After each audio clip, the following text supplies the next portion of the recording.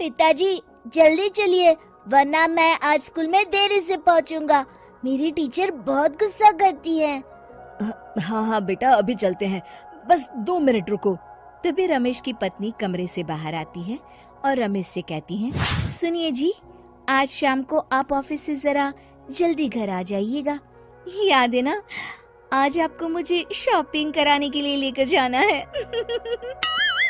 अरे भाग्यवान, इस महीने हाथ जरा तंग है।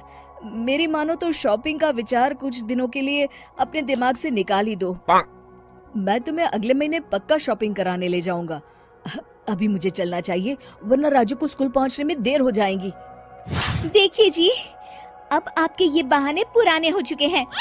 मैं कुछ नहीं जानती। आज शाम को मुझे शॉपिंग करने जाना है, मतलब जाना है। आगे आपकी मर्जी। अच्छा ठीक है भाग्यवान, अब तुम पूरा घर सर पर मत उठाओ, मैं कुछ करता हूँ। इतना कहकर रमेश अपने बेटे राजू को लेकर वहाँ से चला जाता है।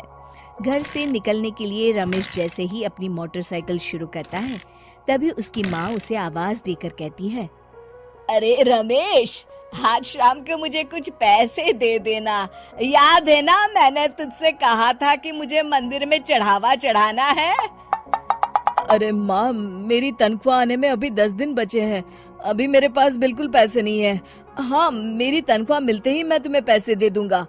रमेश की माँ चिढ़कर कहती है, अरे तेरा दिमाग तो खराब नहीं हो गया? मैंने तेरे भरोसे मंदिर के पुजारी जी से वादा कर दिया है और तू कह रहा है कि पैसे नहीं है। अब मैं पुजारी जी को क्या जवाब दूंगी? तुझे तो मेरी इज्जत की भी कुछ परवाह नहीं है। अच्छा ठीक है माँ, अब तुम गुस्सा मत करो, मैं शाम तक कुछ इंतजाम करता हूँ। इतना कहकर रमेश वहाँ से चला जाता है। फिर दोपहर को जब रमेश अपने दफ्तर में बैठा होता है, तब उसे अपनी पत्नी और माँ की बातें याद आती हैं। रमेश अपने दफ्तर के एक साथी मोहन से कुछ रुपए उधार मांगता है। अरे भाई मोहन, मेरा एक छोटा सा काम कर दो, मुझे कुछ रुपयों की सख्त जरूरत है। मुझे कुछ दिनों के लिए क्या तुम रुपए उधार दे सकते हो? अरे रमेश भाई, मैं तुम्हें पैसे उधार तो दे सकता हूँ, लेकिन मुझे वक्त पर पैसे लौटा देना। वैसे भी मेरा मानना है कि दोस्ती यारी में कभी पैसों का व्यवहार नहीं करना चाहिए। ये कहावत तो तुमने सुनी ही होगी कि उधार प्रेम की कैंची है। मैं नहीं चाहता कि पैसों को लेकर हमारा रिश्ता खराब हो। अरे मोहन, तुम बिल्कुल चिंता मत करो, मैं तुम्हारे पैसे वक्त पर लौटा दूंगा। फिर मोहन रमेश को पैसे दे देता है। शाम को घर आकर रमेश कुछ पैसे अपनी माँ को देता है और साथ ही अपनी पत्नी को भी शॉपिंग कराने बाजार लेकर जाता है। रमेश की पत्नी और उसकी माँ का स्वभाव जरूरत से ज्यादा खर्चीला होने के कारण दोनों हमेशा बेवजह पैसे खर्च करती हैं। फिर एक दिन, सुनिए जी, अगले हफ्ते हमने छुट्टियों में कहीं बाहर जाने का प्लान बनाया था। आपने पैसों का इंतजाम कर लिया ना? अरे अभी कहाँ, अभी तो मेरे पास बिल्कुल पैसे नहीं है। हम कभी और चले जाएंगे। देखिए जी, मैंने सभी सहेलियों से कह दिया है कि मैं बाहर घूमने जा रही हूँ। अगर मैं नहीं गई तो सब मुझ पर हंसेंगी। आप कहीं से भी पैसों का इंतजाम कीजिए जी। इतना कहकर रमेश की पत्नी वहाँ से चली जाती है। वहीं दूसरी तरफ रमेश की माँ भी तीर्थ यात्रा जाने की जिद करती है और रमेश से पैसे मांगती है। फिर अगले दिन रमेश एक सेठ से पैसे उधार लेकर अपनी पत्नी और बेटे को घुमाने ले जाता है और अपनी माँ को भी तीर्थ यात्रा पर भेज देता है। लेकिन जैसे ही रमेश अपनी छुट्टियाँ बिताकर वापस आता है, कर्जदार उसका जीना मुश्किल कर देते हैं। इतना ज्यादा कर्ज एक साथ अपने ऊपर देख रमेश काफी परेशान रहने लगता है। फिर एक दिन राजू की स्कूल की फीस वक्त पर न भर पाने के कारण रमेश को स्कूल में बुलाया जाता है।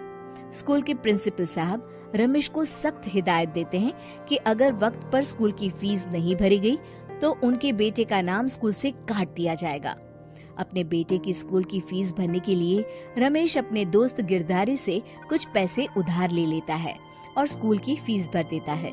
रमेश की माँ और उसकी पत्नी खर्चे और घर की जिम्मेदारी संभालते संभालते धीरे धीरे रमेश पूरी तरह कर्ज में डूब जाता है और तभी एक दिन दफ्तर में काम करते समय रमेश की तबीयत अचानक बिगड़ जाती है और वो बेहोश होकर गिर पड़ता है। उसे जल्दी से पास के एक अस्पताल में भर्ती कराया जाता है। रमेश के घर वालों को ये बात पता चल जाती है तो वे सभी अस्पताल पहुंचते हैं। अस्पताल के डॉक्टर साहब उन्हें बताते हैं, देखिए, देर रात तक जागने और जरूरत से ज्यादा काम करने की वजह से इन्हें चक्कर आ गया था। बेहतर यही होगा कि इन्हें कुछ दिनों के लिए पूरी तरह आराम करने दिया जाए।